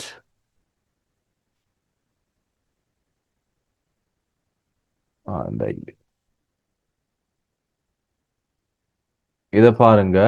இது வந்து செய்யப்பட்டிருக்கு உருக்குல. சரியா இந்த பகுதியை செஞ்சிருக்கிறாங்க உருக்கு. இந்த பாருங்க பிடிய பாருங்க எவ்வளவு அழகாய்க்குதுன்னு. சோ இந்த பிடிய வந்து மாவிலங்கன் மரத்தால தான் போடுறாங்களாம். மாவிலங்கன் மரத்தால ரொம்ப அழகா சிறப்பாக டிசைன் எல்லாம் பண்ணி போட்டிருக்கிறாங்க. அதை போட்டு இந்த உலோகத்துண்டை மிதையும் சேர்த்து இறுக்கி அழகா இறுக்கி வெட்டும்பிடியை சிறக்கவே போட்டு வெள்ளி தகட்டினால் விரல் கட்டம் இந்த பாருங்க இருக்குது விரல் கட்டம், இதான் விரல் கட்டம். இந்த இதுல இருக்குது பாருங்க இந்த பகுதி இந்த விலங்குதா விரல் கட்டம் வெள்ளி பகுதி பிரதேசம். இதை வந்து வெள்ளி தகட்டினால் விரல் கட்டமிட்டு சல்லி இருக்கிறவங்க தங்கத்திலேயே போடுவாங்க, எதுல வேணாலும் போடலாம். அந்த விரல் கட்டத்தை தங்கத்திலேயும் சிலர் போடுறவங்க நல்ல சல்லி வாய்ந்தவங்க. ஆரம்பத்தில் இப்போ இல்லை, ஆரம்பத்தில் இருந்தவங்க வெள்ளி தகத்தினால் விரல் கட்டமிட்டு வளர்ந்து அருவி வெட்டும் வளர்ந்து இருக்கக்கூடிய இந்த நெல் என்று சொல்லக்கூடிய அருவிகளை வெட்டும் இளந்தாரி மாறை நாவூறு பராமல் காரும் ஏதாவது நாப்பேஜு சொல் பேச்சு வந்துடாம பாதுகாத்துக்கொள்ளு. அப்போ இங்க இதை பற்றி விவரிக்கப்பட்டிருக்குன்னா அரிவாள் பற்றியான விவரிப்பு எப்படி போட்டிருக்கிறாங்க. மட்டுருக்கு என்று சொல்லக்கூடிய உருக்கினால உருக்கி பிடி சீவி இறுக்கி ஏன்னா மாவிலங்கனியால பிடி போட்டு வெள்ளி தகட்டில விரல் கட்டமிட்டு அழகாக சீவி இருக்கப்பட்ட இந்த அறிவாளால வளர்ந்து இருக்கக்கூடிய அருவியை வெட்டிட்டு வர்ற அவங்களுக்கு எந்தவித வாய்ப்பேச்சும் சொல் பேச்சும் இருக்காம காரு பாதுகாத்து கொள்ளும் அப்படின்னு சொல்றது. மாவிலங்கன் என்பது இளமையான மாமரமா இல்லம்மா அப்படின்னு சொல்லல. மாவிலங்கன் அப்படின்னு அடிச்சு பார்த்தா இந்த மரம் தான் சொல்லுது. மாவிலங்கன் மரம் இளங்கன்று மரம் அப்படின்னு சொல்லலாமா அப்படின்னு கேக்குறீங்களா? இல்ல மாவிலங்கம் அப்படிங்கிறது ஒரு வகை மரம்னு தான் கொடுத்துருக்குறாங்க, மாமரம்னு கொடுக்கல. ஸோ நாங்க கொஞ்சம் கூகுளில் தட்டி பார்ப்போம். மாவிலங்கன் அப்படிங்கிறது பெரும்பாலும் நான் சொல்லிட்டு வர்றது இந்த மாவிலங்கன் அப்படிங்கிற ஒரு வகை மரத்தை தான். நீங்க சொல்றீங்க மாமரமா அப்படின்னு. மரம் இல்ல, அது ஒரு வகை மரத்தை தான் காட்டுது. மாவிலங்கன் அப்படிங்கிறது இப்ப நான் சொன்ன அந்த ஒரு வகை மரம். சரியா மாவிலங்கம் அப்படின்னு ஒரு மரமே ஈகுது பிள்ளைகள். அந்த மரத்தை தான் சொல்றாங்க. பாருங்க இது வந்து ஒரு வைத்தியம் மாவிலங்கம் பட்டைய கிளப்பு புதன் பட்டை இதெல்லாம் வைத்தியத்துக்கும் எடுக்கப்படுற ஒரு மூலிகை மாவிலங்கம். இந்த மாவிலங்க மரம். ஸோ மாவிலங்க மரத்தை தான் சொல்றாங்க. இளம் அப்படின்னு சொல்லலை. இளனாலும் மற்ற இல்லை தானே வந்திருக்கணும். ஸோ இதனால இல்லை, அது மாமரம் இல்லை. ஓகே, இப்போ இது கிளியரா பிள்ளைகள்? இதுல வந்திருக்கிற வினாக்களை பார்த்துக்கொள்வோம். 2017 ஆண்டு இந்த பொருளை பார்த்துருவோம். பெருக்கெடுத்து ஓடுகின்ற ஆற்று நீர் அலைகளோடு அல்லல்பட்டு வருவதைப் போலவும் ஆற்று நீரை தொடர்ந்து பறவையினம் வருவது போலவும் சேற்றுள்ள இடங்களில் ஆற்று வெள்ளம் சென்றாலும் தெளிவு பெற்று வருவதைப் போலவும் சிவந்த கால்களை உடைய நாரையினம் இறை தேடி வருவதைப் போலவும் வேகத்துடன் அருவி வெட்டும் இளைஞர்களை பிறர் கண்ணூறு குற்றம் பெறாமல் காக்க வேண்டும் ஐயனாரே அப்படின்னு சொல்றாங்க. இரண்டாவது, உருக்கின் ஒரு வகையான மட்டுருக்கினால் அரிவாள் செய்து மாவிலங்கை மரத்தால செய்யப்பட்ட கைப்பிடியை பொருத்தி, இந்த மாவிலங்கன் மரம் தான், அருவி வெட்டும் பக்கத்தில் உள்ள பிடியை சிறப்பாக போட்டு வெள்ளியினால் செய்யப்பட்ட பிடியினால் அரிவாளை பொருத்தி வளர்ந்து முதிர்ந்த நெல்லினை வெட்டுகின்ற இளைஞர்களை பிறரது நாவூர் எனும் குற்றம் பெறாமல் பாதுகாத்துக் கொள்ளும் அப்படின்னு சொல்றோம். அடுத்து இதுல வந்திருக்கிற 2017 ஆண்டு பகுதி 3ல வந்திருக்கிற வினாக்கள் பாத்தீங்கன்னா, வளர்ந்தறிவி வெட்டும் இளந்தாரி மாறை நாவூறு படாமல் காருமையினாரை. இப்பாடலில் எத்தொழில் சிறப்பிக்கப்பட்டிருக்கிறது? உழவு தொழில் மற்றும் வேளாண்மை தொழில். இப்பகுதியில் இடம்பெறும் கிராமிய நம்பிக்கை என்ன அப்படின்னா, நாவூறு தொடர்பான நம்பிக்கையும் ஐயனார் தொடர்பான கடவுள் நம்பிக்கையும் இந்த பாடல்ல சொல்லப்பட்டிருக்கிறது. நாவூறு கண்ணூர். 2020ஆம் ஆண்டு 6வது வினாவாக கேட்கப்பட்டது நாட்டார் பாடல் என்ற பகுதியில் உழவரது வேண்டுதல். இதை நாங்கள் ஏற்கனவே பார்த்தோம். 2வது கேள்வியா வந்தது அருவி வெட்டுதல் பற்றிய சித்தரிப்பு எவ்வாறு வந்திருந்தது அப்படின்னு கேட்டிருந்தாங்க. எப்படி வெட்டிட்டு வராங்கன்னா, அருவி வெட்டும் இளந்தாரிமார் கூட்டமாகவும் சுறுசுறுப்பாகவும் செயல்படுவதாக உவமைகள் எடுத்துரைக்கப்பட்டிருக்கின்றன. ஆற்று நீரோடு ஆற்று நீர் அலைந்து வருவதைப் போலவும், சேற்று நீரோடு தெளிந்து வருவதைப் போலவும், அடுத்து பறவை இனங்கள் தொடர்ந்து வருவதைப் போலவும், சிவந்த கால்களை உடைய நாரையினம் இறை தேடி வருவதைப் போலவும் இளந்தாரிமார் மிக வேகமாக எடுத்துட்டு வராங்க. மற்றொருக்கால் செய்த அறிவால், அதற்கு மாவிலங்கன் மரத்தால் பிடி, வெள்ளியால் அமைந்த அறிவாளுக்கான தாங்கி வேகமாக அறிவிட்டு விளந்தாரிமார்கள் தொடர்பாகவும் சித்தரிக்கப்பட்டது 2வது. சோ இவ்வளவுதான் இந்த பாடல். அதையும் பார்த்துக்கொள்வோம் 10 நிமிடத்தில். இன்னும் ஒரு பாடல் தான் பிள்ளைகள் இருக்கும். காதல் பாடலை ஞாயிற்றுக்கிழமை பார்ப்போம். ஸோ பிள்ளைகள் இந்த பாடல் விளங்குதா உங்களுக்கு? இன்னும் விளக்கம் போதில்லைன்னா நாங்கள் அதை பார்த்துருவோம். 2 பாடலை வேணா ஞாயிற்றுக்கிழமை பார்த்துக்கொள்வோம். இந்த பாடல் கிளியரா பிள்ளைகள்? எல்லாருக்கும் ஓகேவா? ஓகே பிள்ளைகள், இப்போ நான் உங்களுக்கு 7 பாட அலகுகள் படிப்பிச்சிருக்கிறேன். அதே மாதிரி இலக்கண பகுதிகளும் உங்களுக்கு நிறைய படிப்பிச்சுட்டு வரேன். ஸோ குரூப் 1ல இருக்கிறவங்க 2வது முறை படிப்பீங்க. இந்த குரூப் 2ல இருக்கிறவங்களுக்கு உங்களுக்கு நான் படிப்பிக்கிறது விளங்குதா பிள்ளைகள்? இன்னும் நான் உங்களுக்கு ஸ்லோவா படிப்பிக்கணுமா? கொஞ்சம் எனக்கு சொல்லுங்க பாப்போம். நான் படிப்பிச்சுட்டு போறேன், நீங்க பதில் சொல்றது கொஞ்சம் குறைவு. ஏனே பெஜ்ல எல்லாம் பதில் சொல்லுவாங்க, கூட கேள்விகள் கேட்பாங்க. நீங்க கொஞ்சம் குறைவா இருக்கனால எனக்கு சந்தேகமா இருக்கு, உங்களுக்கு விளங்குதா விளங்கலையான்னு எனக்கு தெரியல. கொஞ்சம் ஓகேவா உங்களுக்கு எல்லாம்? குரூப் 2ல இருக்கிறவங்க மட்டும் சொல்லுங்க பாப்போம். ஓகேண்டா ஆன்சர் பண்ணுங்க, இல்லைன்னா மெசேஜ் ஒன்று சரி போடுங்க. உங்களுக்கு ஸ்லோவா படிப்பிக்கணுமா இன்னும்? ஓகே ஓகே, மெசேஜ் ஒன்று சரி போடுங்க பிளீஸ். ஓகே ஓகே, அப்படியேண்டா எனக்கு ஓகே. ஸோ உங்களுக்கு ஓகேண்டா பார்த்துக்கொள்ளுங்க. ஏனென்றால் மற்ற கிளாஸஸ் எல்லாம் 10க்கு பிறகு தான் இப்போதான் ஸ்டார்ட்டே பண்ணுவோம். 10:06 தான் ஸ்டார்ட் பண்ணுவோம் மற்ற கிளாஸஸ். உங்களுக்கு கொஞ்சம் வெள்ளனைக்காக தான் போகுது சார், கொஞ்சம் ஸ்லோவாக போகணும். ஓகே ஓகே, முடிஞ்ச மட்டும் கொஞ்சம் ஸ்லோவாக போக பார்க்குறேன். ஓகே, ஒரு சிலருக்கு ஓகே, ஒரு சிலருக்கு கொஞ்சம் ஸ்லோவாக போகணும். ஓகே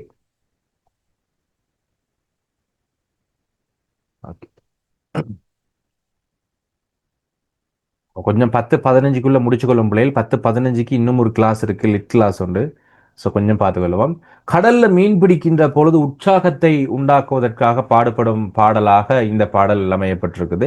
ஸோ கடல்ல எப்படி மீன் பிடிக்கிறாங்க, அவங்களுடைய கஷ்டங்கள் எப்படி இருக்குது, என்ன செஞ்சு பிடிக்கிறாங்கன்றா, வானம் முட்டுற அளவுக்கு இங்க பாருங்க, இவங்க நிக்கிறது வானம் முட்டுவதை போல இருக்குது.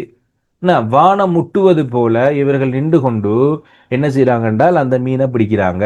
வானம் முட்டை ஏலேலோ நிக்கிறேன்னு ஐலசா. ஐலசாங்கிற ஒரு சொல் ஒரு ஒலிகுறிப்பு சொல்லாக இருக்கிறது. ஏலேலோ ஐலசா அப்படிங்கிறது ஒலிகுறிப்பு சொல்.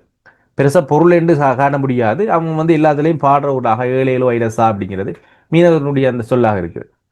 ஓடி ஓடி ஏலேலோ இழுக்க வேணும் ஐலசா. அப்போ உண்டு வானம் முட்டை நிக்கணும், ஓடி ஓடி இழுக்கணும் என கரையிலிருந்து இழுக்கிறவங்க பாத்தீங்கன்னா அங்க தூரத்தில் வலையை போட்டுட்டு இங்க இழுக்கிறாங்க. கயிறு இங்க பிடிக்கப்பட்டிருக்கிறது. அவங்க ஓடி ஓடி என்ன செய்யறாங்க என்றால் அந்த வலைகளை இழுக்க வேணும் ஐலசா. ஒவ்வொன்றையும் நம்பி ஓண்டு இருக்கிறதா சொல்றாங்க. மண்ணை நம்பி ஏலேலோ மரம் இருக்கிறது ஐலசா, மரத்தை நம்பி ஏலேலோ கிளை இருக்குது. அப்ப மரம் ஒன்று இருக்குது பிள்ளைகள். ஒரு மரத்தை காட்டிடணும் உங்களுக்கு ஒரு விஷயம்.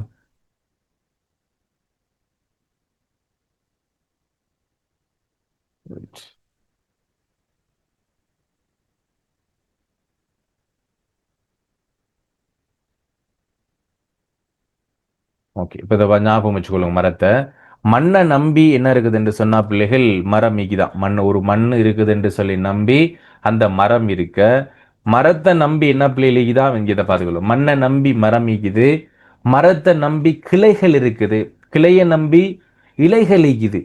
முதலாவது மண்ணை நம்பி மரம் இருக்குது, மரத்தை நம்பி இலையிலோ கிளைகள் இருக்குது, கிளைகளை நம்பி இலைகள் இருக்குது, இலைய நம்பி ஏழையிலோ பூ இருக்க இல்லை சார். இந்த இலைகள் எல்லாம் இருக்குதானே நானும் வாழுவேன் என்று சொல்லி இந்த பூக்கள் இருக்குது. பூவை நம்பி ஏழையிலோ பிஞ்சு இருக்க இல்லை சார். அந்த பூக்கள் இருக்குது என்ற நம்பிக்கையில தான் அதுல இருக்கக்கூடிய பிஞ்சிகள், ஏன்னா அந்த காய்கள் இருக்குது.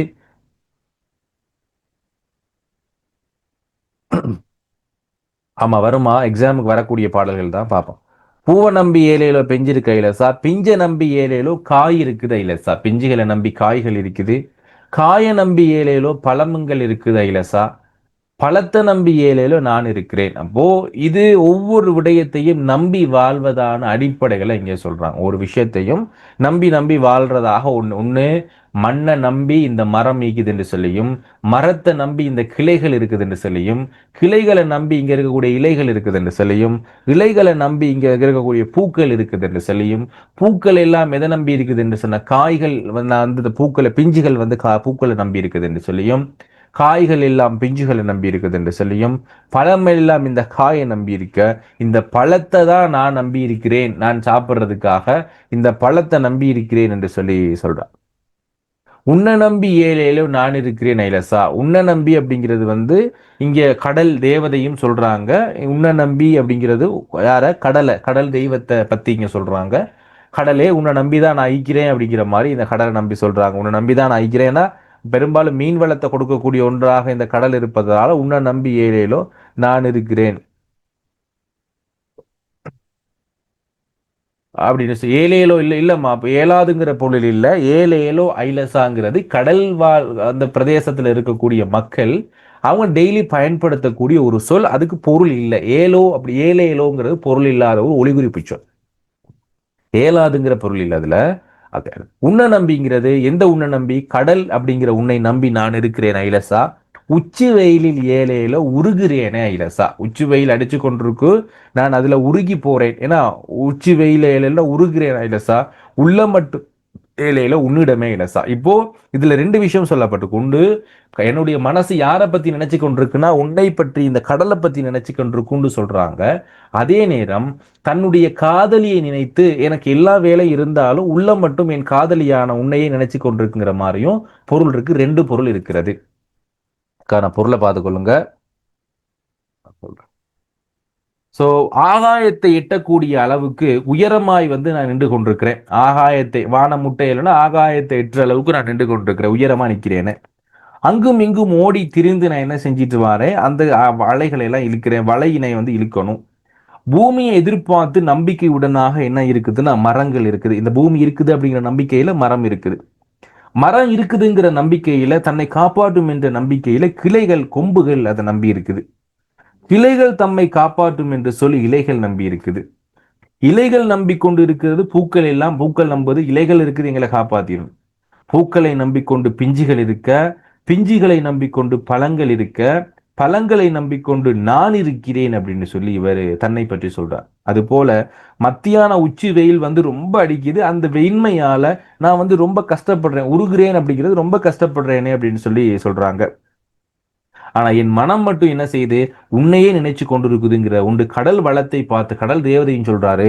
அப்படி இல்லைன்னா தன்னுடைய காதலியை சொல்வதாகவும் இங்கே அமைஞ்சிருக்கிறது. ஓகே, இந்த பாடல் கிளியரா பிள்ளைகள்? இதுல வினாக்கள் இதுல வந்திருக்குன்னு பார்க்கல, நான் கொஞ்சம் பார்த்துட்டு சொல்றேன். அடுத்த இந்த காதல் பாடல் சம்பந்தமாகவும் உரையாடல் இருக்கு பிள்ளைகள். முக்கியமான கிளாஸ் ஞாயிற்றுக்கிழமை உங்களுக்கு ஒரு கிளாஸ் போட்டிருக்கிறேன். 8க்கு நெஞ்சு கொள்ளையில, 8 மணிக்கு நெஞ்சு கொள்ளையிலுமா பிள்ளைகள்? 8 மணி 8:30 மாதிரி ஏழுமா? எல்லாருக்கும் கஷ்டமா பிள்ளைகள்? ஞாயிற்றுக்கிழமை 8:30 கொஞ்சம் மெசேஜ் ஒன்று போடுங்க எல்லாருக்கும். 7 மணி 8:30 ஸ்டார்ட் பண்ணுவோம். கேன் ஓகே போடலாம் சார். ஓகே, அப்போ 8:30 இருந்து பிள்ளைகள் 10 மணி வரைக்கும். ஸோ அங்கே 10 மணிக்கு பேப்பர் கிளாஸ் இருக்கு. 10 மணிக்கு பேப்பர் கிளாஸ் இருக்கு.